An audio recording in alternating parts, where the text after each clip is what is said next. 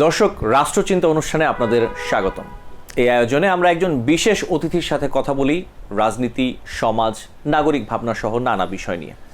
জানার বোঝার চেষ্টা করি তিনি রাষ্ট্রের অতীত থেকে বর্তমান কিভাবে দেখেন, ভবিষ্যৎ কেমন দেখতে চান। রাষ্ট্রচিন্তার এই পর্বে অতিথি হিসেবে আমাদের সাথে আছেন বাংলাদেশের সমাজতান্ত্রিক দল বাসদের সহকারী সাধারণ সম্পাদক রাজিকুজ্জামান রতন। আপনাকে ধন্যবাদ জানাচ্ছি আজকে সময় দেওয়ার জন্য। ধন্যবাদ আপনাকে। জি, সরাসরি প্রশ্নেই চলে আসি। প্রথমে যে বিষয়টি আসলে নানা রকম সংস্কারের উদ্যোগ নিয়েছে এই সরকার, আমরা যেটা দেখতে পাচ্ছি, কিন্তু রাষ্ট্রের জন্য আসলে রাষ্ট্র ব্যবস্থার কোন দিকগুলো আসলে এই সংস্কার কার্যক্রমের বাহিরে আপনি মনে করেন যে ওই সংস্কারগুলো না হলে জনগণের যে সাধারণ জনগণের যে অধিকার নিশ্চিতের যে বিষয়টি, এই জায়গাটি আসলে করা সম্ভব নয়? আপনার কি মনে হয় যে এই জায়গাগুলো অবশ্যই একটি রাষ্ট্র ব্যবস্থার এই জায়গাগুলো ঠিক করা উচিত বাংলাদেশের? ধন্যবাদ।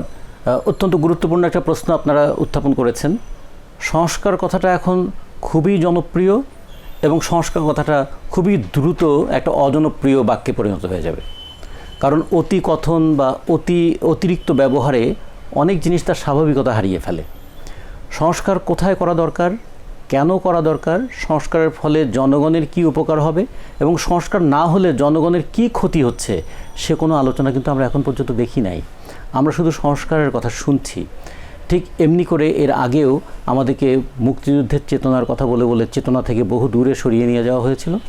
এখনও সংস্কার কথা বলতে বলতে প্রয়োজনীয় সংস্কারের বাইরে অন্যান্য কথার মধ্যে আমাদেরকে আটকে ফেলার চেষ্টা করা হচ্ছে। আমরা বাংলাদেশের সমাজতান্ত্রিক দল বাসদের পক্ষ থেকে মনে করি মানুষের অধিকার বলতে সাধারণত দুই ধরনের অধিকার বোঝায়। একটা হচ্ছে তার মৌলিক অধিকার। মৌলিক অধিকারের মধ্যে অন্ন, বস্ত্র, বাসস্থান, শিক্ষা, চিকিৎসা এবং কাজের অধিকার। আর একটা হচ্ছে তার গণতান্ত্রিক অধিকার। তার মধ্যে তার ভোটের অধিকার, তার মত প্রকাশের অধিকার, তার চিন্তার স্বাধীনতা, তার সমাবেশের স্বাধীনতা, এবং সব মিলিয়ে এই অধিকারের কাঠামোর মধ্যে গণতান্ত্রিক অধিকার এবং মৌলিক অধিকার দুটোই পড়ে। আমাদের মৌলিক অধিকারগুলো পূরণ করার ক্ষেত্রে কোনো আলোচনা কি এই সংস্কার প্রস্তাবের মধ্যে আমরা দেখছি না। আমাদের গণতান্ত্রিক অধিকার যেগুলো, তার মধ্যে আমাদের মত প্রকাশের অধিকার বলি, সভা সমাবেশ করার অধিকার বলি, চিন্তার স্বাধীনতার কথাও যদি বলি, অথবা আমাদের নির্বাচন করবার, কাউকে মনোনীত করবার যে অধিকার, সেই আলোচনাগুলোও কিন্তু খুব বেশি আসছে না। এসেছে আমাদের দলের পক্ষ থেকে আমরা বারবার বলেছি যে প্রধান বিষয় যেগুলো হওয়া দরকার ছিল সেগুলোকে প্রাধান্যে আনা উচিত ছিল। এখন ধরুন 1971 সালে এই দেশটা স্বাধীন হলো। কেন স্বাধীনতার প্রয়োজন দেখা দিয়েছিল? কারণ আমরা বুঝেছিলাম যে পরাধীন দেশ আমাকে শুধু অর্থনৈতিকভাবে শোষণ করে তা নয়, আমাদের মর্যাদাটাকে ভুলুণ্ঠিত করে, আমাদের ভবিষ্যৎটাকে অন্ধকার করে দেয়। স্বাধীনতার পরে আমরা ভেবেছিলাম এই যে 56,000 বর্গমাইলের এই দেশ, 7.5 কোটি মানুষের দেশ, এই দেশের মানুষ কি খাবারের অভাবে অনাহারে থাকবে?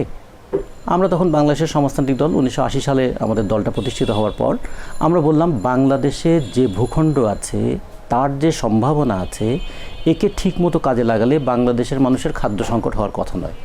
এখন যদি আমরা দেশের জনসংখ্যা 17 কোটিও ধরি, তাহলে 17 কোটি মানুষের প্রতিদিনের যদি প্রতিদিন আধা কেজি করে চাল লাগে, তাহলে আমাদের 2,80,00,000 টন চাল হলে আমাদের হয়ে যাওয়ার কথা। আমাদের 77 লক্ষ হেক্টর আবাদি জমি আছে। আগে 80 লক্ষ হেক্টর ছিল, কমে গিয়ে 77 লক্ষ হেক্টর। এই জমিতে যদি একবার করে ফসল করা যায়, তাহলে প্রতি হেক্টর প্রতি 5 টন করে ফসল হলে আমাদের কিন্তু প্রায় 4 লক্ষ টন আমাদের খাদ্যশস্য উৎপাদিত হয়। সেখানে চালে রূপান্তরিত করলে 3,20,00,000 টন চাল হয়। তাহলে আমাদের এখানে খাদ্য ঘাটতি কেন হয়? আমাদের সংস্কার প্রস্তাবনায় কি এটা আছে যে বাজার সিন্ডিকেটের কারণে কীভাবে খাদ্যপণ্যের মজুতদারি করে খাদ্য সিন্ডিকেটের কবলে জনগণ আটকা পড়ে আছে? আমাদের এখানে যদি বলি, আমাদের 24,000 কিলোমিটার দীর্ঘ আমাদের নদীপথ, তার মধ্যে 6,000 কিলোমিটার সারা বছর তার নাব্যতা থাকে। তাহলে এই নদীতে আমাদের এখানকার মাছ সমুদ্রের দিকেও চলে যাবে না, আমাদের এখানকার মাছ ওই পাহাড়েও চলে যাবে না। ফলে এটাকে যদি পরিকল্পিত কাজে লাগানো যেত, জলাভূমিটাকে, আমাদের বাংলাদেশের 1 হাওর, বাংলাদেশে 18 লক্ষের মতো পুকুর আছে, এগুলোকে যে কাজে লাগানো যেত, কি পরিমাণ মাছ উৎপাদন হয়। এখনই আমাদের মাছের উৎপাদন 45 লক্ষ টন।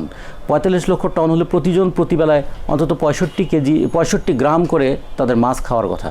মানুষের তাহলে পুষ্টির অভাব থাকার কথা? আমাদের সবজি বলি, ফল বলি, এগুলো সব উৎপাদনে নাকি আমরা অনেক এগিয়ে যাচ্ছি। আমাদের সংস্কারের মধ্যে এই কথাটা ছিল, কৃষিতে মনোযোগটা কতখানি দেওয়া দরকার, আর কৃষি কিভাবে আমাদের দেশটাকে খাদ্যে স্বয়ংসম্পূর্ণ রাখতে পারে, কৃষি থেকে যে কাঁচামাল আসবে সেটা কিভাবে আমাদের শিল্পের কাজে লাগতে পারে। আমাদের এই আলোচনার মধ্যে সেটা আমরা দেখলাম না।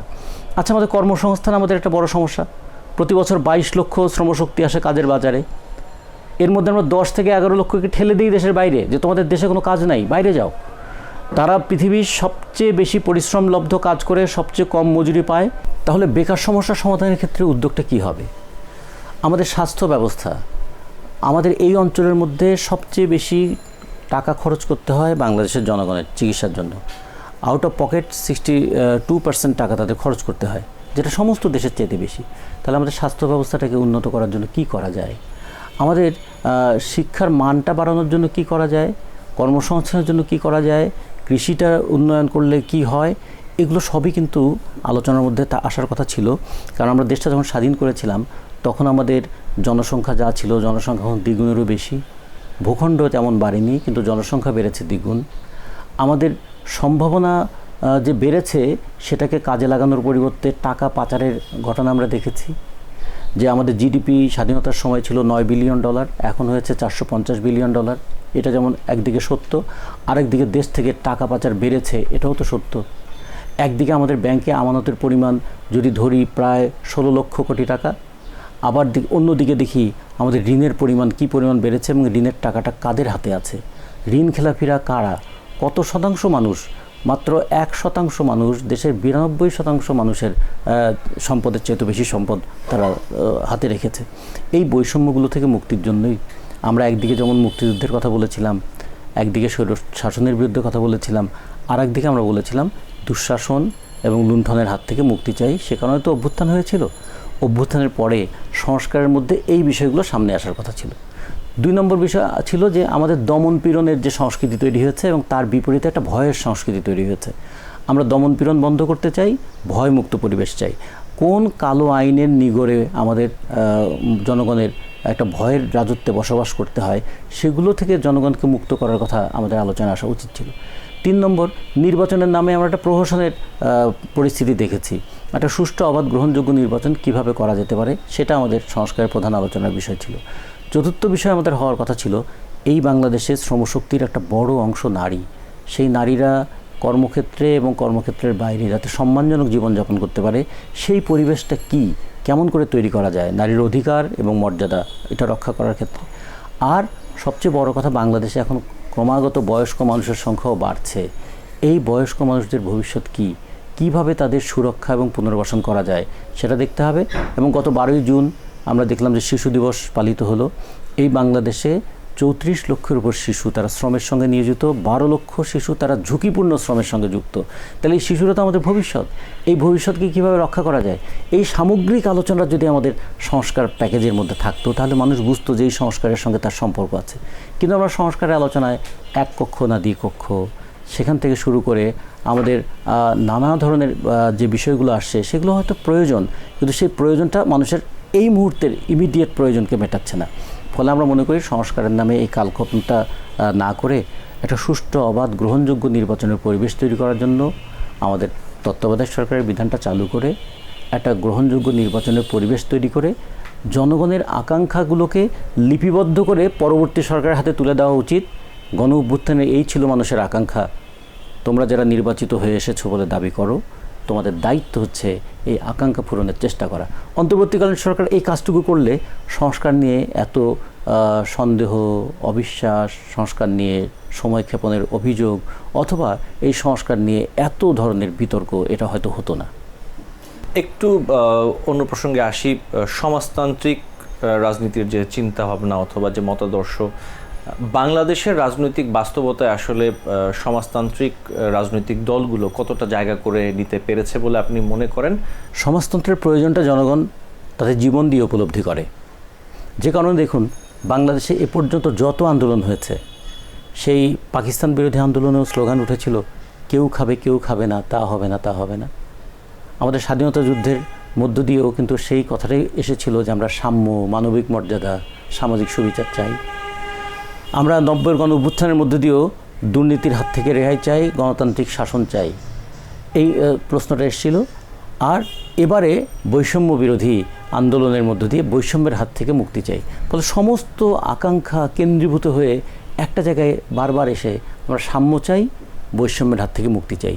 ফলে আমি মনে করি যে সমাজতন্ত্রের প্রয়োজনীয়তা মানুষ তাদের জীবন দিয়ে উপলব্ধি করে। স্বাধীনতার পরে আমাদের মাথাপিছু আয় বাড়ছে, জিডিপি বাড়ছে, কিন্তু মানুষের জীবনের যে প্রাপ্য অধিকার সেগুলো কমছে কেন?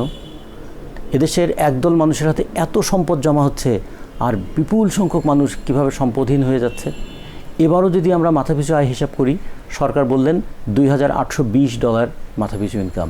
তাহলে মাথাপিছু ইনকাম $2,820 হলে প্রতিটি মানুষের মাথাপিছু ইনকাম গড়ে সরকারি হিসাবে দাঁড়ায় $3,52,000 টাকা। এবং তাহলে একজন মানুষের মাসিক ইনকাম দাঁড়ায় প্রায় 26,000 টাকার উপরে। বলুন তো বাংলাদেশে কয়জন শ্রমিক তারা মাসে 26,000 টাকা বেতন পায়? তার মানে মাথাপিছু আয় কাগজে আছে, জনগণের পকেটে নাই। এই বৈষম্যটা কেমন করে তৈরি হলো? ফলে আমরা যদি বলি সমাজতন্ত্রের প্রয়োজনটা, বৈষম্য থেকে মুক্তির আকাঙ্ক্ষা কথা বললে সমাজতন্ত্রের প্রয়োজনটা উপলব্ধি হবে। ঠিক এই জায়গায় যদি দেখি যে তরুণ সমাজ যারা ভবিষ্যৎ বাংলাদেশের নেতৃত্ব দিবে, তাদের মধ্যে এই সমাজতান্ত্রিক রাজনৈতিক দলগুলোর প্রতি আগ্রহ কেমন দেখেন, অথবা তাদের চিন্তা ভাবনায় এই মতাদর্শের জায়গাটা কতটুকু পান? যদি আদর্শগত দিক থেকে দেখি তাহলে তরুণ সমাজের প্রতি আমাদের দারুণ সম্ভাবনার চোখে তাকিয়ে আছি। তাদের কথায়, তাদের চিন্তায় প্রতি মুহূর্তে এস্টাবলিশমেন্টকে প্রশ্ন করার যে মনোভাবটা তৈরি হয়েছে, এটাই আমাদের ভরসার জায়গা। যে কিভাবে দেশটা পরিচালিত হচ্ছে, দেশের টাকাটা কোথা থেকে আসে, টাকাটা কাদের পকেটে যায়, এই প্রশ্নটা যে তরুণ করতে শিখেছে, সে তরুণ শোষণটা বুঝবে, সে তরুণ অন্যায়টাকে বুঝবে, সে তরুণ প্রতিবাদের প্রয়োজনীয়তাটাকে অনুভব করবে। ফলে এই তরুণদের কাছ থেকে আদর্শগত দিক থেকে এটা আমরা খুবই একটা ভালো জিনিস খেয়াল করছি। কিন্তু যেটা হলো যে দেশ যখন একটা দ্বিদলীয় ধারার মধ্যে থাকে, একটা বাইনারিতে যখন মানুষ ভাবতে শুরু করে, তখন বিকল্প চিন্তাটা তার মধ্যে আসাটা একটু কঠিন হয়ে যায়। সেটা শুধু আমাদের এখানে নয়, গোটা দুনিয়াব্যাপী আমরা দেখছি, হয় এটা না হয় ওটা, এর বাইরে আর কোনো বিষয় মানুষ দেখতে পারে না বলে কখনো কখনো চিন্তায় জায়গা করে নিলেও বাস্তবে সেটার প্রতিফলনটা ঘটে না। আমরা তরুণ সমাজের মধ্যে সেটা দেখি। তরুণ সমাজের যে কোনো তরুণ অথবা তরুণীকে যদি আমরা জিজ্ঞেস করি যে বাবা তোমরা কেমন সমাজটা দেখতে চাও, তোমরা কি চাও সমাজে বৈষম্য থাকুক? তারপরে অবশ্যই না। তোমরা কি চাও কেউ শিক্ষা পাবে আর কেউ শিক্ষা থেকে বঞ্চিত হবে? তা বলে না। যদি বলি যে তোমরা কেউ চাকরি করেও সংসার চালানো মুশকিল হয়ে যাচ্ছে, আর আরেকজনের চাকরি না করেও প্রভূত সম্পত্তির মালিক হয়ে যাচ্ছেন, এই ব্যবস্থা কি তোমরা দেখতে চাও? তার বলে অবশ্যই না। যে কৃষক এবং শ্রমিক দেশের জিডিপি বাড়ায়, উৎপাদন বাড়ায়, সেই কৃষকের হাড় জিরজিরে শরীর, এটা দেখতে তোমাদের কি ভালো লাগে? অথবা যে শ্রমিক দেশের উৎপাদন বাড়ায়, রপ্তানি বাড়ায়, সেই শ্রমিক মজুরির দাবিতে রাস্তায় যখন আন্দোলন করে, সেটা কি দেখতে তোমাদের ভালো লাগে? অথবা যে 1,30,00,000 প্রবাসী শ্রমিক এই প্রচণ্ড গরমে কাজ করে মধ্যপ্রাচ্য থেকে রেমিটেন্স পাঠায়, গত বছরও তারা $27 বিলিয়ন পাঠিয়েছে, আর আমরা $4.5 বিলিয়ন ঋণের জন্য আমাদের দেশের বিদ্যুতের দাম বাড়াতে হয়, গ্যাসের দাম বাড়াতে হয়, পানির দাম বাড়াতে হয়, নানা ধরনের সামাজিক সুবিধা কার্টেল করতে হয়। এগুলোকে তোমরা ঠিক মনে করো? প্রত্যেকটা প্রশ্নে তারা বলে না। না, তারা বলতে পারছেন, কিন্তু কোন পথে যেতে হবে সেই পথটা এখনও তারা হয়তো খুঁজে পাচ্ছেন না। তার মানে অন্যায়টাকে তারা বুঝতে পারছেন, শোষণটাকে তারা বুঝতে পারছেন, রাষ্ট্র যেভাবে চলছে সেটা যে তার বিকাশের পথে বাধা তৈরি করে রাখে। তারা অনেকে বলেন আমরা রাষ্ট্রের কাছ থেকে তেমন সহযোগিতা চাই না, কিন্তু একটা জিনিস চাই, রাষ্ট্র যেন আমাকে পদে পদে বিড়ম্বনা তৈরি না করে। সেই ক্ষেত্রে কিন্তু তারা রাষ্ট্রের প্রত্যেকটা প্রশ্নকে চ্যালেঞ্জ করার মনটা তাদের তৈরি হয়েছে। আমরা মনে করি এটা একটা দারুণ সম্ভাবনার দিক। এই সম্ভাবনাটা যতদিন জেগে থাকে ততদিন একটা দেশের ভবিষ্যৎ নিয়ে মানুষ আশা করতে পারে। কিন্তু আমাদের দুর্বলতার জায়গা হচ্ছে তারা এই যে বুর্জোয়া রাজনীতির বিপরীতে আর একটা যে বাম রাজনীতি আছে, সেই রাজনীতিটা তারা খুঁজে পাচ্ছে না, অথবা সেই রাজনৈতিক দলটার প্রতি তাদের আস্থাটা তৈরি হচ্ছে না। এটা কি রাজনৈতিক দলগুলোর ব্যর্থতা নয়? অবশ্যই এটা বামপন্থী রাজনৈতিক দলগুলোর একটা ব্যর্থতা। কিন্তু খেয়াল করে দেখুন, বামপন্থী রাজনৈতিক দলের ব্যর্থতা আমরা যেমন স্বীকার করে নিচ্ছি, পাশাপাশি একটা সুচতুর পরিকল্পনার ফাঁদে যে আমরা পড়ে গেছি সেটাও স্বীকার করছি। যেমন ধরুন চট্টগ্রাম বন্দর, এটা যখন 198 বছরের জন্য লিজ দেওয়ার কথা হয়েছিল আওয়ামী লীগের শাসনামলে, তার বিরুদ্ধে এই বামপন্থীরা পায়ে হেঁটে হেঁটে প্রতিবাদ গড়ে তুলেছিল। আমাদের বিবিআনার গ্যাস ক্ষেত্রের গ্যাস, তখন বলা হয়েছিল বাংলাদেশ গ্যাসের উপর ভাসছে, এই গ্যাস রপ্তানি করতে হবে ভারতে। আমরা তখনই দেখেছিলাম তেল গ্যাস রক্ষা কমিটির নামে বামপন্থীরা পথে পথে হেঁটে সেটাকে প্রতিরোধ করে দিয়েছিল। আমরা যখন দেখেছিলাম যে চট্টগ্রাম বন্দরের পাশাপাশি মংলা বন্দরটাকেও কিভাবে বিদেশিদের হাতে তুলে দেওয়ার চেষ্টা করা হয়েছিল, তার বিরুদ্ধে প্রতিবাদ হয়েছিল। আবার সুন্দরবনটাকে প্রায় ধ্বংসের প্রান্তসীমায় নিয়ে যাওয়ার লক্ষ্যে সুন্দরবনের উপকণ্ঠেই আমরা রামপাল কয়লা ভিত্তিক বিদ্যুৎ প্রকল্প ভারতের সাথে সহযোগিতা করে তৈরি করার চেষ্টা করা হয়েছিল, তার বিরুদ্ধে আমরা প্রতিবাদ করতে দেখেছি। ইভেন বাংলাদেশের জ্বালানিটাকে কিভাবে ভারত নির্ভর করে আদানির কাছ থেকে বিদ্যুৎ কেনার যে চুক্তি করা হয়েছিল সেগুলোর প্রতিবাদ করতে দেখেছি। এই প্রতিবাদগুলো যখন হচ্ছে, কিংবা ফুলবাড়িতে উন্মুক্ত পদ্ধতিতে কয়লা উত্তোলনের নামে আমাদের প্রকৃতি এবং পরিবেশকে বিনষ্ট করা হবে, উন্নত মানের কয়লা চলে যাবে ভারতে, নিম্নমানের সালফার সমৃদ্ধ কয়লা আমদানি করা হবে, এই ধরনের পরিকল্পনার বিরুদ্ধে যখন আমাদের লড়াই ছিল, সেই লড়াইয়ে কিন্তু আমরা ছিলাম, বামপন্থীরাই ছিল, আর কেউ ছিল না। তরুণরা এগুলো দেখেছে। কিন্তু যখনই নির্বাচনের প্রশ্নটা আসে, তখন তাদের সামনে আসে নির্বাচনে তো 3টা এম এখন কাজ করে, মানি, মাসল অ্যান্ড ম্যানিপুলেশন। যেহেতু টাকাওয়ালারা সব বুর্জোয়াদের দল থেকে নির্বাচন করে, যেহেতু তাদের পক্ষে পুলিশ প্রশাসন এবং মাসলম্যানরা কাজ করে, যেহেতু মিডিয়া এবং ম্যানিপুলেশন তাদের হাতে, সে কারণে নির্বাচনী ভোটের খেলায় বামপন্থীরা আসলে সুবিধা করতে পারে না। যে কারণেই অনেক সময় মনে করে এই বামপন্থীদের শক্তিহীনতা, অথবা কখনো কখনো বামপন্থীদেরকে দৃশ্যের আড়ালে রেখে দেওয়ার চেষ্টা, এটার কারণে তরুণরা চিন্তায় বামপন্থী হয় কিন্তু ক্রিয়ায় বামপন্থী দলের সঙ্গে যুক্ত থাকতে পারে না। এবং আপনি বাম রাজনীতির ভবিষ্যৎ বাংলাদেশে কেমন দেখেন? অদূর ভবিষ্যতের কথা যদি বলি, আগামী 10 বছর 20 বছর আপনি কোথায় দেখেন বাম রাজনৈতিক দলগুলো কেমন করবে বলে আপনার মনে হয়? ভোটের কথা বলছিলেন, যদি স্পেশালি ভোটের কথা বলি। ভোটের রাজনীতি এবং মাঠের রাজনীতি দুটোর মধ্যে একটা বিরাট গ্যাপ হয়ে গেছে। যেমন 2024-এ আওয়ামী লীগ তো বলেছিল সে সকল মানুষেরই সম্মতি পেয়েছে। জানুয়ারিতে এই ঘোষণা দেওয়ার পরে আগস্টে তাকে পদত্যাগ এবং দেশত্যাগ করতে হয়েছে। একসময় এরশাদ বলতো যে মানুষ তার পাশে আছে, সেই এরশাদকেও গণ আন্দোলনের মুখে পদত্যাগ করতে হয়েছে। একসময় আইয়ুব খান বলেছিলেন তিনি উন্নয়নের দশক করে উন্নয়নের জোয়ার বইয়ে দিয়েছেন, তাকেও গণ অভ্যুত্থানের মধ্যে দিয়ে পদত্যাগ করতে হয়েছে। তাহলে আমাদের 69-এর গণ অভ্যুত্থান, আমাদের 90-এর গণ অভ্যুত্থান এবং 2024-এর গণ অভ্যুত্থান, এই 3 গণ অভ্যুত্থান কিন্তু এটাই বোঝায় যে বাংলাদেশে বামপন্থার ভবিষ্যৎটা উজ্জ্বল। এর সঙ্গে যেটা দরকার, বামপন্থীদের একটা শক্তিশালী সাংগঠনিক অবস্থান। যে কারণে দেখুন বৈষম্য বিরোধী আন্দোলন বিজয়ী হওয়ার পরে পরেই মানুষ কিন্তু বলতে শুরু করলো আমাদের বিশ্বাসটাকে কি আমরা ভুল জায়গায় স্থাপন করলাম, যে দুর্নীতিবাজদের বিরুদ্ধে আমরা লড়াই করেছিলাম, যে ছেলেমেয়েরা বুলেটের সামনে দাঁড়াতে ভয় পেল না, সেই ছেলেমেয়েদেরকে এখন দেখছি তারা দুর্নীতি এবং টাকার কাছে আত্মসমর্পণ করছে। তখনই কিন্তু প্রয়োজন শুধু আন্দোলন নয়, আন্দোলনের সামনে একটা সঠিক দিক নির্দেশনাকারী শক্তিও দরকার। আন্দোলনে মানুষ আছে নিজের তাগিদ থেকে, আর তার সামনে একটা রাজনৈতিক শক্তি লাগে তাদের আন্দোলনের আকাঙ্ক্ষাটাকে ভবিষ্যৎ রাজনৈতিক খাতে প্রবাহিত করার জন্য। এটা যখন মানুষ আস্তে আস্তে আরও বুঝতে পারবে যে বারবার আমরা লড়াই করি, আমরা দুঃশাসকদেরকে পরাজিত করি, কিন্তু আমাদের ভাগ্যটা পরিবর্তন হয় না, কারণ আমরা পরাজিত করার পরে যারা ক্ষমতায় আসে তারা এসে পুরনো পথটাকেই অনুসরণ করে। এইটা এখন আমাদের একটা বড় চ্যালেঞ্জ। মানুষ তার পরীক্ষায় নেমেছে এবং পরীক্ষায় মাঝে মাঝে সে পাশ করছে। আমাদের এখন দায়িত্ব এই যে পাশ করা মানুষকে পরবর্তী স্তরে উন্নীত করার কাজটা করা। গণ অভ্যুত্থান করেছেন, একটা আমরা সাফল্য অর্জন করেছি। গণ অভ্যুত্থানের পরবর্তী সরকার গণ অভ্যুত্থানের আকাঙ্ক্ষা অনুযায়ী পরিচালিত হবে। এইটা করতে গেলে এমন একটা রাজনৈতিক শক্তি দরকার যে রাজনৈতিক শক্তি জনগণের সঙ্গে বিট্রে করবে না। তো ফলে এইটা যদি আমরা মানুষের সামনে নিয়ে আসতে পারি, তাহলে মানুষের আকাঙ্ক্ষা আছে, তার সঙ্গে শুধু যদি সাংগঠনিক শক্তির আমরা সংযোগটা ঘটাতে পারি, তাহলে আমাদের সম্ভাবনাটা আমরা মনে করি এটা বামপন্থীদের সম্ভাবনা নয়, এটা বাসদের সম্ভাবনা নয়, এটা হচ্ছে বাংলাদেশের সম্ভাবনা। বাংলাদেশ লুটপাটের হাত থেকে মুক্তি পাবে। বাংলাদেশের প্রত্যেকটা যুবক তরুণ মনে করবে এই দেশ আমাদের, কারণ এই দেশে আমার তৈরি সম্পদ ওই সুইস ব্যাংকে পাচার হয় না। এই দেশে আমার ঘাম ঝরানো টাকা যেটা আমি বিদেশ থেকে পাঠাই সেটা কোনো একজন মানুষ লুটপাট করে না।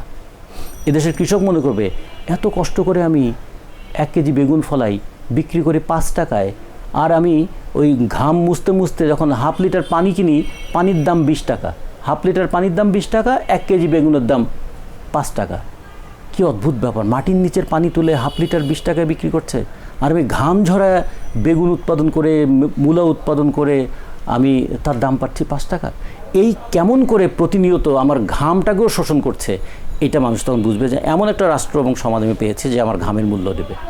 সবচেয়ে বড় কথা, এদেশের প্রতিটি মানুষ মনে করবে তাদের শ্রমের যেমন মূল্য আছে, মানুষ হিসেবে তার একটা মর্যাদা আছে।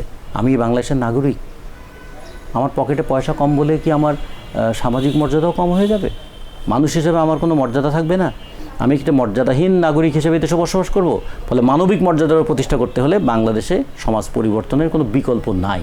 এইটা আমরা মানুষের মধ্যে যদি নিয়ে আসতে পারি, আমরা মনে করি আমাদের শুধু ভবিষ্যৎ উজ্জ্বল নয়, এটাই হচ্ছে জনগণের সত্যিকারের ভবিষ্যৎ। জি, আপনাকে ধন্যবাদ। আমরা একটি ছোট্ট বিরতি নিব। দর্শক, রাষ্ট্রচিন্তা অনুষ্ঠানে নিচ্ছি ছোট্ট একটি বিরতি। ফিরে আমরা আরও বেশ কিছু বিষয় নিয়ে আলোচনা করব, সাথে থাকবেন। আবারও স্বাগত জানাচ্ছি দর্শক রাষ্ট্রচিন্তা অনুষ্ঠানে। আমাদের সাথে আজকে অতিথি হিসেবে আছেন রাজিকুজ্জামান রতন। কথা বলছিলাম তার সাথে আন্তর্জাতিক রাজনীতির বর্তমান যে পরিস্থিতি, এই অবস্থায় বাংলাদেশের অন্তর্বর্তীকালীন সরকারের পররাষ্ট্র নীতি অথবা তারা যেভাবে অন্যান্য দেশগুলোর সাথে নীতি নির্ধারণী পর্যায়ে কাজ করছে, সেটি কিভাবে দেখেন? এবং আসলে যেদিকে যাচ্ছে পৃথিবী, অথবা আমরা যেটা দেখতে পাচ্ছি যে মধ্যপ্রাচ্যে সংঘাত, এদিকে রাশিয়া ইউক্রেন সংঘাত, যুদ্ধ, এই পরিস্থিতিতে বাংলাদেশের পররাষ্ট্রনীতি অদূর ভবিষ্যতে কেমন হওয়া উচিত? এটা হতে পারে 6 মাস পরে অথবা পরবর্তী নির্বাচিত সরকারও যখন আসবে, এটি কেমন হলে বাংলাদেশের সার্বভৌমত্বের জন্য, বাংলাদেশের রাষ্ট্র পরিচালনার জন্য সার্বিকভাবে জিনিসটা ভালো হয়? অত্যন্ত জটিল এবং গুরুত্বপূর্ণ একটা বিষয় এটা। কিন্তু একটা জিনিস খেয়াল রাখতে হবে, যে কোনো দেশের পররাষ্ট্র নীতি নির্ভর করে সেই দেশের আভ্যন্তরীণ নীতির উপরে। দেখুন, যতগুলো যুদ্ধের কথা আপনি বললেন, অথবা ভবিষ্যতে যে যুদ্ধগুলো হতে পারে বলে আমরা আশঙ্কা করছি, সবগুলো কিন্তু সম্পদ লুণ্ঠন কেন্দ্রিক। সবগুলো হচ্ছে সমুদ্রের উপর কার নিয়ন্ত্রণ থাকবে তা নিয়ে, সবগুলো হচ্ছে বাজারটাকে কে নিয়ন্ত্রণ করবে তার উপরে। তার মানে প্রথম বিশ্বযুদ্ধ হয়েছিল বাজারকে দখল করার জন্য, দ্বিতীয় বিশ্বযুদ্ধ হয়েছিল বাজারকে দখল করার জন্য, ভবিষ্যতে যদি তৃতীয় বিশ্বযুদ্ধ হয় সেটাও হবে বাজার দখলকে কেন্দ্র করে। এখন যদি বাজার দখল নাও হয়, এখন যেটা হচ্ছে কে কার আওতায় কতটুকু অঞ্চল দখলে রাখবে। মধ্যপ্রাচ্যের তেল সম্পদ কার দখলে থাকবে, হরমুজ প্রণালীর উপর নিয়ন্ত্রণ কার উপর থাকবে, বঙ্গোপসাগরের উপরে কার নিয়ন্ত্রণ থাকবে, ভারত মহাসাগরের উপর কার নিয়ন্ত্রণ থাকবে, অনাবিষ্কৃত প্রাকৃতিক সম্পদ সেগুলো কে তার মালিকানা হবে, অথবা যা গ্যাস এবং তেল সে জ্বালানি রুটটার উপর কে নিয়ন্ত্রণ প্রতিষ্ঠা করবে। এগুলো সবগুলো খেয়াল করে দেখুন, রুশ ইউক্রেন যুদ্ধ বলি, অথবা মধ্যপ্রাচ্যের যুদ্ধ বলি, অথবা ইসরায়েলি এই যে এত বড় একটা আগ্রাসন, 7,000 বর্গ কিলোমিটার জায়গা প্যালেস্টাইনের কাছ থেকে কেড়ে নিয়ে তৈরি করা হলো ইসরায়েল নামক রাষ্ট্র। সেই রাষ্ট্রটা এখন 22,000 বর্গ কিলোমিটারে দাঁড়িয়েছে।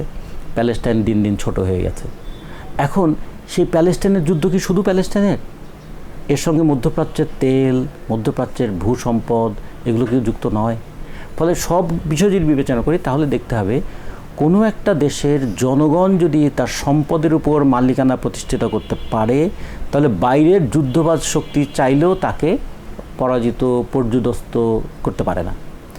আমাদের বাংলাদেশের অন্তর্বর্তীকালীন সরকার শুধু নয়, পরবর্তী সমস্ত সরকারের এই বিবেচনাটা করা উচিত, যেটা আমরা আমাদের বাংলাদেশের সমাজতান্ত্রিক দলের পক্ষ থেকে বলেছিলাম, যে বিশ্বের বিবেচনায়, আয়তনের বিবেচনায় বাংলাদেশ খুব বড় দেশ নয়, কিন্তু জনসংখ্যার বিবেচনায় আমরা পৃথিবীতে 8 অথবা 9 নম্বর, অর্থনীতির বিবেচনায় আমরা পৃথিবীতে 35 নম্বর। তাহলে এই জনসংখ্যাকে কিভাবে আমরা জনসম্পদে রূপান্তরিত করতে পারি? আমাদের এখন যে পরিমাণ ডাক্তার প্রয়োজন, সেই পরিমাণ ডাক্তার তৈরি করতে গেলে আমাদের কতটা মেডিকেল কলেজ এবং কতজন ডাক্তার দরকার হবে? যদি আমরা স্বাস্থ্য সুবিধাটা নিশ্চিত করতে চাই, তাহলে 3.5 লক্ষের উপরে ডাক্তার লাগবে বাংলাদেশে। শিক্ষক লাগবে 40 লক্ষের উপরে যদি আমরা একটা প্রজন্মকে গড়ে তুলতে চাই। আমাদের প্রকৌশলী কত লাগবে, আমাদের কৃষিবিদ কত লাগবে, এগুলো যদি হিসাব করি, তাহলে আমাদের তো আসলে অন্যদিকে নজর দেওয়ার উপায়ই নাই। আমাদের তো আরও অনেক বেশি দক্ষ ডাক্তার, দক্ষ ইঞ্জিনিয়ার, দক্ষ কৃষিবিদ, তারপরে শিক্ষক এগুলো তৈরি করা দরকার। তাহলে বেকার সমস্যা কি বাংলাদেশে থাকার কথা না। আচ্ছা, এখন যদি বলে টাকার প্রয়োজন, দেখুন এবারের বাজেটেও কৃষি খাতে বাজেট তো আমাদের বাজেটের 5% কম, অথচ কৃষি আমাদের দেশটাকে টিকিয়ে রেখেছে। বাংলাদেশের প্রধান খাত যদি শ্রমশক্তি বলি, আমাদের শ্রমশক্তিকে বিবেচনায় রাখার জন্য দুইটা মন্ত্রণালয় আছে, একটা শ্রম মন্ত্রণালয়, একটা হচ্ছে প্রবাসী কল্যাণ মন্ত্রণালয়। শ্রম মন্ত্রণালয়ের বাজেট 438 কোটি টাকা, প্রবাসী কল্যাণ মন্ত্রণালয়ের বাজেট হচ্ছে 855 কোটি টাকা। ভাবুন তো, এটা কোনো একটা ডিপার্টমেন্টের বাজেটের চেয়েও একটা মন্ত্রণালয়ের বাজেট কম, অথচ এই শ্রমশক্তিকেই আমরা উৎপাদনের প্রধান সহায়ক শক্তি মনে করছি না। ফলে এই দিকে যদি নজর দেওয়া যেত, আমাদের শিক্ষকরা এখনও রাস্তায় বসে থাকে, তারা মাসে বেতন পায় না বলে। ফলে শিক্ষকদের যদি একটা মর্যাদাপূর্ণ জীবন তৈরি করা যেত, ডাক্তাররা চাকরি করার পর আন্দোলন করছে, তাদের পাশ করার পর আন্দোলন করছে তাদের চাকরি নেই বলে, অথচ আমাদের হাসপাতালগুলোতে মানুষ চিকিৎসা পায় না। ফলে নজরটা যদি এদিকে দেওয়া যেত যে আমার যা সম্পদ আছে সেই সম্পদকে আমি জনগণের কাজে লাগাবো, তাহলে বাইরের শক্তি উস্কানি দিয়ে বা বিভক্তি তৈরি করার চেষ্টা করেও কিন্তু সফল হবে না। এগুলো এক।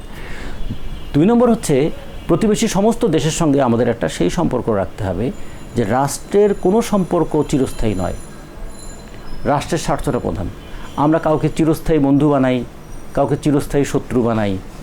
তাহলে চিরস্থায়ী বন্ধু চিরস্থায়ী শত্রু বলে কোনো কিছু পররাষ্ট্রনীতিতে থাকতে পারে না। থাকতে পারে আমার এই দেশের জনগণের স্বার্থটাই হচ্ছে চিরস্থায়ী। আচ্ছা, বাংলাদেশে যদি আমার পেঁয়াজের উৎপাদন 35 লক্ষ টন হয়, তার মধ্যে 6-7 লক্ষ টন পেঁয়াজ নষ্ট হয়ে যায় বলে আমাদের একটু ঘাটতি হয়, এই ঘাটতিটা পূরণ করার জন্য আমি পেঁয়াজ চাষে মনোযোগ দেব নাকি ভারত থেকে পেঁয়াজ আমদানিতে মনোযোগ দেব? নজরটা আমি কোন দিকে দেব? বাংলাদেশের চা শ্রমিকরা 178 টাকা প্রতিদিন মজুরি পান। এই চা একসময় সিলেট চা একটা বিশ্বের ব্র্যান্ড ছিল। এখন চায়ের বাজারে বাইরের চা এসে ঢুকছে, আমাদের চা বাগানের শ্রমিকের মজুরিও বাড়ছে না, চা বাগানগুলোও ঢুকছে। তাহলে আমার তো চা বাগান আছে, চা শ্রমিক আছে, 170 বছরের দক্ষ একটা চা ব্যবস্থাপনা থাকার কথা ছিল। সেদিকে নজর দেব না শ্রীলঙ্কা, কেনিয়া, দার্জিলিং থেকে চা আমদানি করব? ফলে নজরটা কোন দিকে দেব? আমরা অন্তর্বর্তীকালীন সরকারের কাছে চেয়েছিলাম নজরটা কোন দিকে দেব তার একটা ট্রেন্ড তারা সেট করে যাবে, তার একটা পথ রচনা করে যাবেন, যাতে পরবর্তী সরকারগুলো সেগুলো মানতে বাধ্য হয়। নজরটা দিতে হবে শ্রমিকের দিকে, নজরটা কৃষকের দিকে, নজরটা ছাত্রের দিকে, নজরটা আমাদের সাধারণ মানুষের দিকে, সেটা নজরটা দেওয়া দরকার। পররাষ্ট্রনীতিটা নির্ভর করবে পররাষ্ট্র ক্ষেত্রেও নজরটা কোন দিকে দেখব, জনগণের সর্বোচ্চ স্বার্থটাকে রক্ষা করব নাকি বিদেশিদের সঙ্গে বন্ধুত্ব রক্ষাটাকে সর্বোচ্চ গুরুত্ব দেব? বিদেশিদের সঙ্গে বন্ধুত্ব রক্ষা করতে গিয়ে জনগণের স্বার্থটা যেন বিপন্ন না করি। আমাদের পররাষ্ট্রনীতির ভিত্তিটাই হওয়া উচিত সর্বাগ্রে জনগণের স্বার্থ। জনগণের স্বার্থ রক্ষা করতে গিয়ে আমাদের যে ধরনের পদক্ষেপ নেওয়া দরকার সেটা আমরা নেব। বিদেশি স্বার্থ রক্ষা করতে গিয়ে জনস্বার্থ যেন বিপন্ন না করি। এর উপর ভিত্তি করে আসুন আমরা এখন সাজাই কার সঙ্গে আমাদের সম্পর্কের ধরনটা কেমন হবে। খেয়াল করে দেখুন, মধ্যপ্রাচ্যের দেশগুলোর সঙ্গে আমাদের দারুণ একটা আবেগের সম্পর্ক আছে, কিন্তু বাংলাদেশের কোনো শিল্প, কল কারখানা, ব্রিজ তৈরিতে মধ্যপ্রাচ্যের কোনো দেশ সমর্থন, সহযোগিতা, আর্থিক সহযোগিতা করেছে? করে নাই তো। আবার ধরুন রোহিঙ্গা, আমাদের এখানে 12 লক্ষ রোহিঙ্গা আমাদের দেশের অর্থনীতির উপর একটা বড় চাপ তৈরি করে রেখেছে। এত ইসলামী উম্মার কথা বলছি, তা এই মুসলমানদের স্বার্থ দেখবার জন্য যারা এত কথা বলেন, তারা কতজন এই মানুষগুলোকে সহযোগিতা করবার জন্য পাশে এসে দাঁড়িয়েছেন? দাঁড়াননি তো। তার মানে তারাও কিন্তু এই সৌদি আরব, কুয়েত, কাতার, তারাও কিন্তু যতই মুখে ধর্মের কথা বলুন না কেন, তারাও কিন্তু তাদের পররাষ্ট্রের নীতির ক্ষেত্রে এই বিষয়গুলোকে কখনোই বিবেচনা করে না। একটা দেশের অর্থনৈতিক কাঠামোকে শক্তিশালী করার ভূমিকা তারা পালন করেনি। তাহলে আমাদের কেন শুধুমাত্র আবেগে ভেসে যেতে হবে? আমাদের দেখতে হবে না যে কার কাছ থেকে কোন সহযোগিতাটা নিলে আমি আমাদের দেশের অর্থনৈতিক ভিত্তিটাকে শক্তিশালী করতে পারবো। আবার আমরা কি কোনো যুদ্ধ পরিকল্পনার পার্ট হতে পারি? মানবিক করিডোরের নামে সামরিক করিডোর দিয়ে আমরা কি আমাদের দেশটাকে একটা যুদ্ধ পরিকল্পনার মধ্যে ফেলে দিতে পারি? আমাদের একমাত্র বড় সমুদ্র বন্দর 80% আমদানি রপ্তানি যে বন্দর হয়, সেই বন্দরের ব্যবস্থাপনা কি আমরা এমন কারো হাতে তুলে দিতে পারি যার কারণে যে কোনো সময় আমাদের দেশ একটা অর্থনৈতিক ঝুঁকির মধ্যে পড়তে পারে? তাহলে আমাদের এই সম্পর্কটা নির্ধারণ করার ক্ষেত্রে প্রধান মাপকাঠি হবে যা করলে এদেশের জনগণের উপকার হবে, যা করলে এদেশের জনগণের দীর্ঘমেয়াদী উপকার হবে এবং এদেশ একটা শক্তিশালী অর্থনৈতিক ভিত্তির উপর দাঁড়াতে পারবে। আমরা বিদেশ থেকে 30 লক্ষ টন খাদ্যশস্য আমদানি করার চাইতে আমরা যদি কৃষককে একটা সহায়তা দেই, কৃষক নিজে যদি ফসল ফলানোর কাজটা ভালো করে করতে পারে, ফসলের যদি ন্যায্য দাম পায়, তাহলে 1 বছরের এই সহযোগিতা 10 বছর তার সুফল পাবো। আর যদি শুধু আমদানি নির্ভর হয়ে থাকি, তাহলে প্রতি বছর তো আমাকে আমদানি করতে হবে।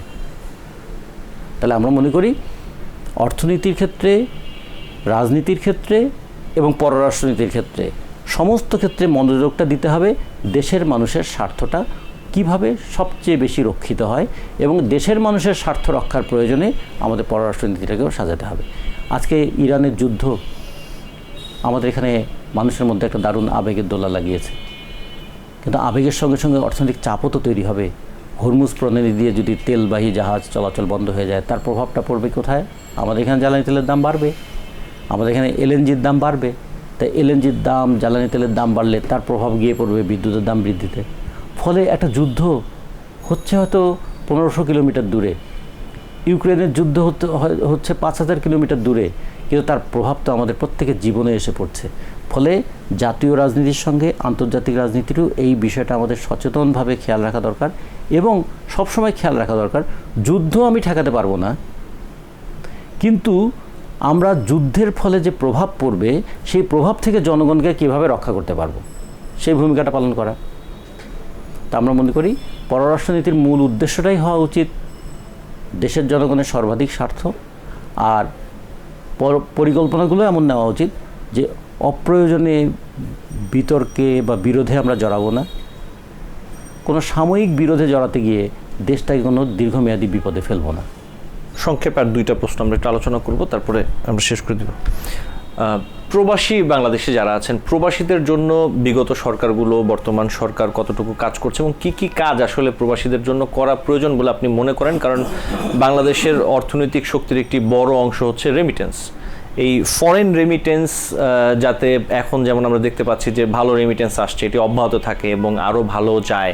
স্কিলড শ্রমিক পাঠানোর ক্ষেত্রে, স্কিল লেবার ফোর্স পাঠানোর ক্ষেত্রে গভর্নমেন্টের আরও কী কী ইনিশিয়েটিভ নেওয়া উচিত, এই বিষয়গুলো নিয়ে যদি একটু আপনার ভাবনাটা কি জানাতেন।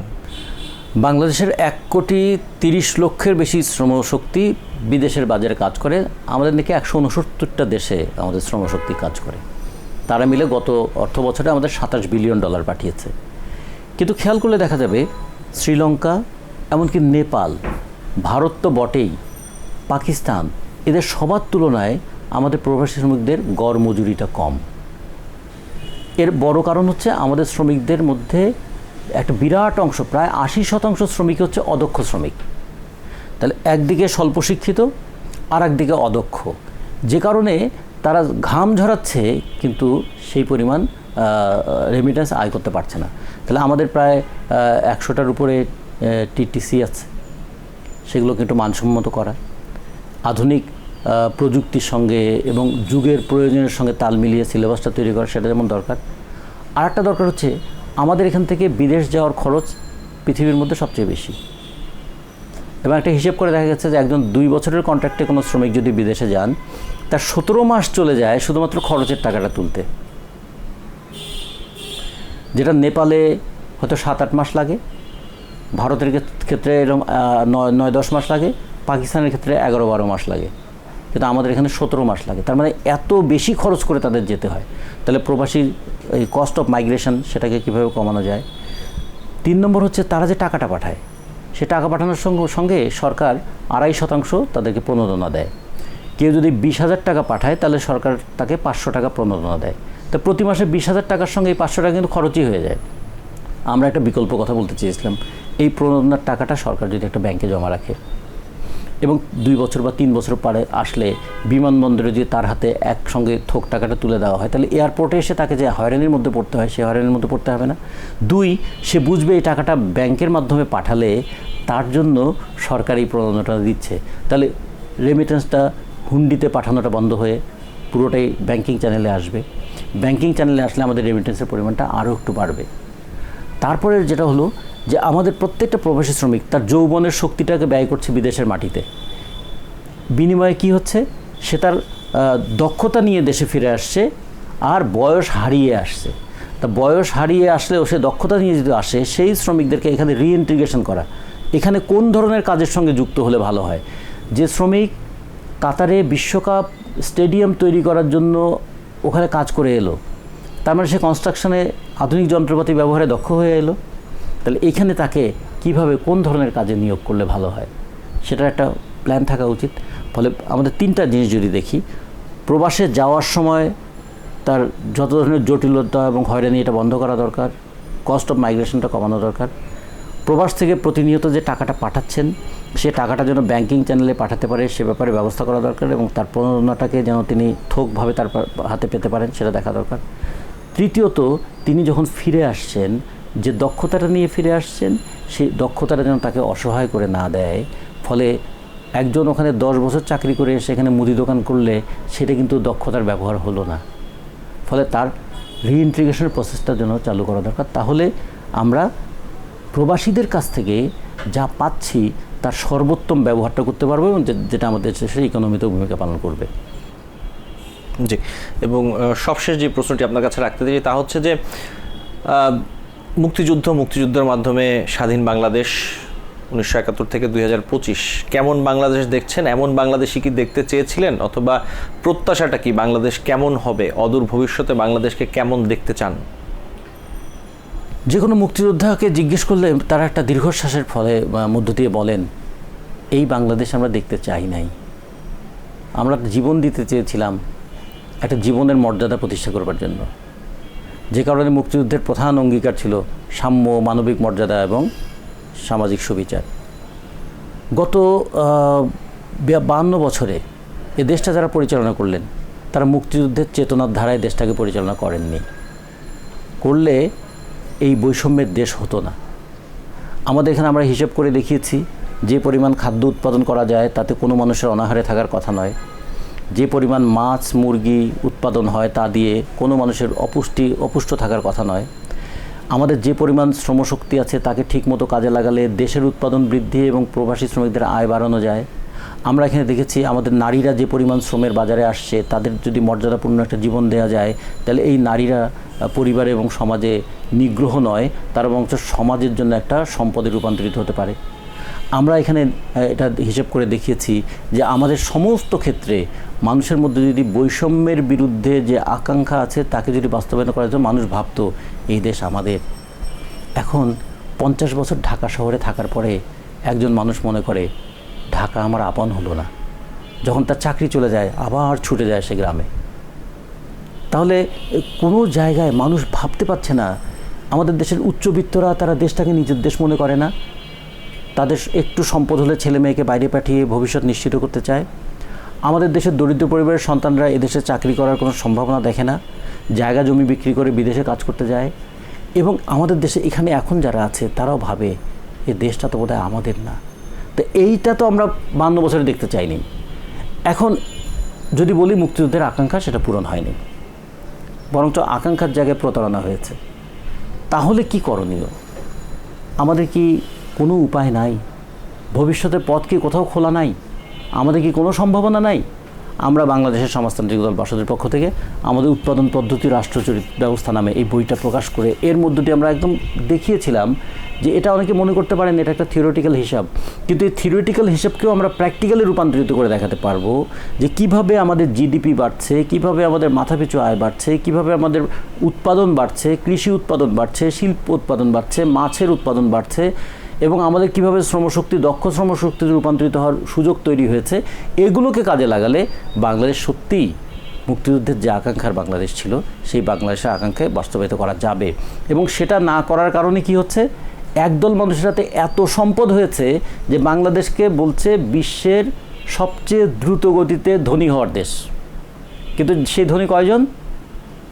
সেই ধনী কিন্তু দেশের 1%-এরও কম, এবং তাদের হাতে 92% মানুষের যে সম্পদ সেই সম্পদ তাদের হাতে জমা হয়ে যাচ্ছে। ফলে আমরা মনে করি যে বাংলাদেশ কোনো তলাবিহীন ঝুড়ি নয়, বাংলাদেশ একটা সম্ভাবনার দেশ। কিন্তু এই সম্ভাবনাটা ধ্বংস হয়ে যাচ্ছে লুটপাটে, এই সম্ভাবনাটা বিনষ্ট হয়ে যাচ্ছে বৈষম্যের কারণে, এবং এই সম্ভাবনার মধ্য দিয়ে মানুষের যে ভ্রাতৃত্বমূলক সম্পর্ক সেটা তৈরি হওয়ার কথা ছিল সেটা বিদ্বেষপূর্ণ সম্পর্কে পরিণত হয়েছে, কখনো কখনো সাম্প্রদায়িকতা দিয়ে, কখনো কখনো লুটপাট দিয়ে, কখনো কখনো গায়ের জোরে ক্ষমতা দখলের মধ্য দিয়ে, কখনো কখনো আঞ্চলিকতাকে বাড়িয়ে তুলে। ফলে যদি আমি আমার সমস্যাটাকে চিহ্নিত করতে পারি তাহলে আমাদের সমাধানের পথটা বের করতে পারবো। আমরা আমাদের দলের পক্ষ থেকে সমস্যাগুলো চিহ্নিত করেছি, সমাধানের পথে হাঁটার চেষ্টা করছি। মানুষের প্রতি আবেদন জানাই, এই দেশটা আমাদের প্রজন্মকে বাঁচাতে হবে, আমাদের ভবিষ্যৎকে বাঁচাতে হবে, আর অতীতের সংগ্রামগুলোকে সেগুলোকে আমাদের রক্ষা করতে হবে। অতীতের স্বপ্নগুলোকে হারিয়ে ফেললে আমরা ভবিষ্যৎ নির্মাণ করতে পারবো না। অতীতের সংগ্রাম এবং স্বপ্নকে বুকে ধারণ করে আমরা ভবিষ্যতের একটা সম্ভাবনাপূর্ণ বাংলাদেশ গড়ে তোলা, এই বাংলাদেশেই সম্ভব, এই কথাটাই আমরা মানুষের মধ্যে বারবার বলতে চাই। আজকে সময় দেওয়ার জন্য আপনাকে আন্তরিকভাবে ধন্যবাদ জানাচ্ছি। নিশ্চয়ই আপনার সাথে পরবর্তীতে আবার কথা হবে এবং আমাদের দর্শক আপনার কথা শুনতে পারবেন, মূল্যবান মতামত জানতে পারবেন। ভালো থাকবেন আপনি। দর্শক, রাষ্ট্রচিন্তা অনুষ্ঠানে আজ এই পর্যন্তই। পরবর্তী পর্ব দেখার আমন্ত্রণ জানিয়ে আজকের মতো বিদায় নিচ্ছি। TBN 24 টেলিভিশন দেখতে আজই কল করুন 7187776556। লগ ইন করুন www.totalcablebd.com। নিউ ইয়র্ক থেকে সম্প্রচারিত TBN 24 টেলিভিশন বিশ্বজুড়ে বাঙালির কণ্ঠস্বর।